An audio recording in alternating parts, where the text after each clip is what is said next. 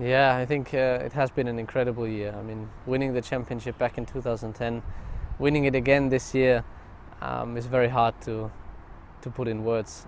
I think we have achieved something, you know, that does take a little time to really sink in. Fortunately, we had a lot of races left in the season to still enjoy, but yeah, hard to put in words really. I know Formula One for a long time. I know all the big names, and the history does mean a lot to me. So that we are now, in some way, part of that is a very special feeling, and is something that no one can take away from us. I think last year was already very special, but to do it this year again, and to have such a phenomenal season. I mean, we had lots of highs. I don't think too many lows. Yeah, it's incredible. That was actually my next question. Can you summarise the highs and lows, if there are any, of the 2011 season? Yeah, I mean, 2011 was a fantastic year all round, really. There isn't much we can complain about. So a lot of, highs, lows. Even if people try to find some lows, and some point in the middle of the season where I think for 3 races we didn't win. I don't consider that as a low.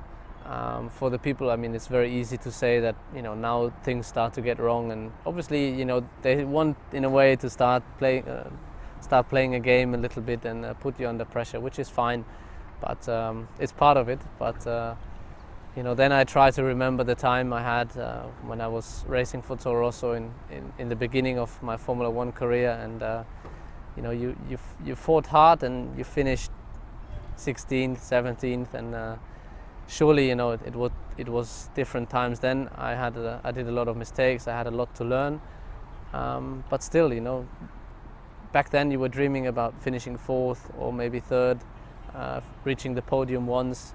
So I don't consider that as a bad result, as a low. Surely, if you know that winning was in your hands and then you finish only 4th, then that could be a bad result. But I think even those races where we didn't win, we still got the best out of us on that particular day, and got a lot of points, which in the end they matter a lot for the ultimate target, winning the championship. Now on that, what about the German Grand Prix? That's one that the win didn't come to you this year. Now in English we'd say, you might call it a bogey circuit, the home Grand Prix for a driver. McLaren guys in Silverstone, what have you. I know Michael had problems in Germany in the past. Do you think such a thing exists? Well, I don't know. I mean, surely if you look across the season, you have 19 races. To win 1 out of 19 is probably easier than to win 1 out of 1. So winning is never easy, and knowing that, obviously, to do that in one particular race, it's a different story. So I think we simply were not quick enough in Germany, and surely I would have hoped for something else. The home Grand Prix is something very special. We had a lot of support this year, again more than last year, which is incredible. A lot of people with a lot of Red Bull hats, and on the grandstand, people giving the finger, etc. It was special. It's surely when you're racing you don't see too much of that, but when you come into the paddock, you walk out, or you're doing the parade lap, in all these moments you realize the support you get, and I think it helps, it boosts, but if you're just not quick enough and your maximum is maybe 4th or 3rd, then it is not realistic to win. So there's just other people being better on that day, and I think you have to accept that, even if you don't like, but you still have to accept it. Surely the German Grand Prix is special, and would be special to win one day, but then again, hopefully it wasn't my last one. I'm not dwelling on the negative here. Japan, also a race you didn't win, but you did win the championship. Now I'm thinking you probably really would have liked to have won the championship with the race win. Is that right? For sure. I mean, I think you always want to win the championship by winning. There's nothing better winning the championship with winning the race on that day. But yeah, I think Japan was a special race for us. The last 2 years were phenomenal, and this year we were very close. In the end, we were only, I think, 3 or 4 seconds behind Jensen, who won the race. So there wasn't much missing, and we weren't slow on that day. But it wasn't our best race, and we did, small mistakes here and there, which did cost us a bit. It's not fair to say they cost us the win, because Jensen did an incredible job on that day, and they were very strong, and they deserved to win, no doubt. So we didn't, and we finished third. But it was, still fantastic to be on the podium. The Japanese fans are crazy, and the atmosphere is just fantastic. It's different because the people are so enthusiastic, and standing on that podium, I realized that my life doesn't get much better than this. Surely, I would have loved to be on the top step, but just to be on the podium, see the passion that people share with you for what we do, for what all the drivers do, to be part of that in that moment, and then winning the championship with I think 4 races to go. I think that says it all. I mean, there's not much more really to add. It was very difficult indeed to switch from the race we finished third to hurrah, we won the championship. It's not that straightforward. It takes a while, and just because, as I said, we did a few mistakes on that day, and surely you were thinking about them. Why did it happen, and why didn't it come together as nicely as previous races, etc. But then again, you try to enjoy the moment. As I said, these moments on the podium, and yeah, surely, I think the day you win the championship, no matter which result you have, good or bad, you will always remember that. Now, you mentioned the fans there. How special is it when you go back to Heppenheim or go back to the factory to see people who really support you? How special is that?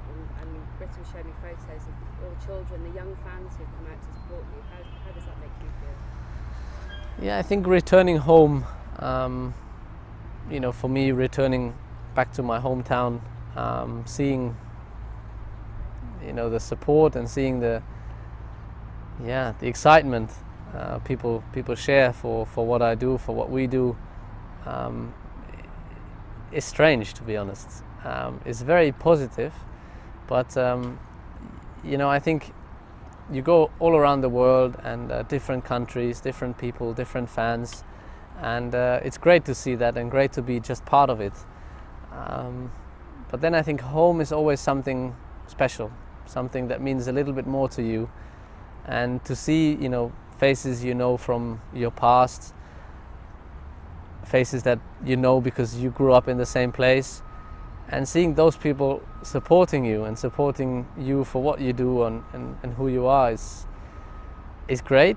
But you almost feel shy, whereas usually it becomes natural in some way that you go to a track, and we all all the drivers, we get a lot of support, and it's great to be part of that. But coming home, as I said, is something special, and it's a little bit similar when you come back to the factory, and then you see all the people, and in the end, I'm allowed to use one of their cars. They produce only 2, and I'm allowed to drive around in one of their cars, and to come back home to the factory and see all the people.